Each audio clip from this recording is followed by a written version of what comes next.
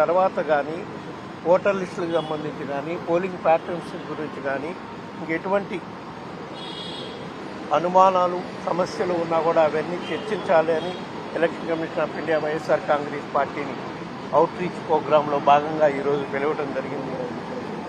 దాంట్లో భాగంగా మేము వైఎస్ఆర్ కాంగ్రెస్ పార్టీ తరఫు నుంచి నేను, మా పార్లమెంటరీ పార్టీ లోక్సభలో నాయకుడు మిథున్ రెడ్డి, మాజీ పార్లమెంట్ సభ్యుడు బేలాన్ చంద్రశేఖర్, వివిధ పార్టీ ఫంక్షనర్స్తో కలిసి ఎలక్షన్ కమిషన్ ఆఫ్ ఇండియా దగ్గర మీటింగ్ నిర్వహించడం జరిగింది.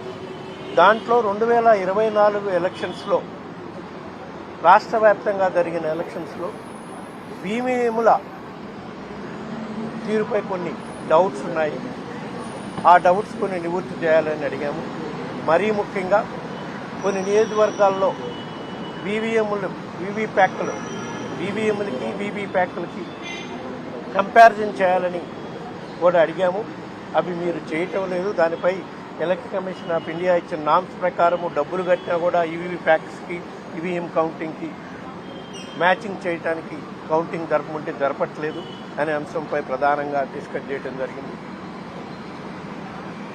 ఇంకొక ప్రధాన అంశం బ్యాటరీ ఛార్జింగ్లు విషయంలో కూడా మా అనుమానాలు ఉన్నాయి ఈవీఎంస్ మీద అని చెప్పి అడగడం జరిగింది. పోలింగ్ కంప్లీట్ అయినప్పుడు బ్యాటరీ ఛార్జింగ్ 80% ఉంటే కౌంటింగ్కి వచ్చేసరికి బ్యాటరీ ఛార్జింగ్ 40 రోజుల తర్వాత బ్యాటరీ ఛార్జింగ్ మళ్ళీ 98% సందర్భాలు కొన్ని వాళ్ళ దృష్టికి తీసుకురావడం జరిగింది.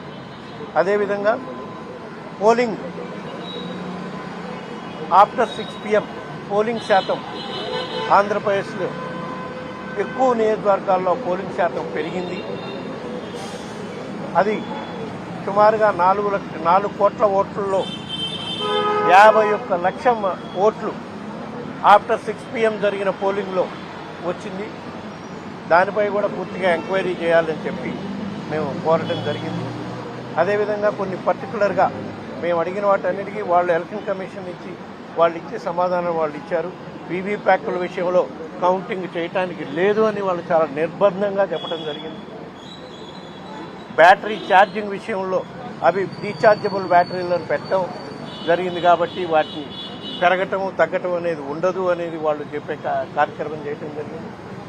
అదేవిధంగా 6 తర్వాత పోలింగ్ జరిగిన దగ్గర మెండుగా ఎక్కువ శాతం పోలింగ్ జరిగిన దానిపై వాళ్ళు పరిశీలిస్తామని చెప్పడం జరిగింది. నియోజకవర్గం వైపు డేటా తెప్పించుకుని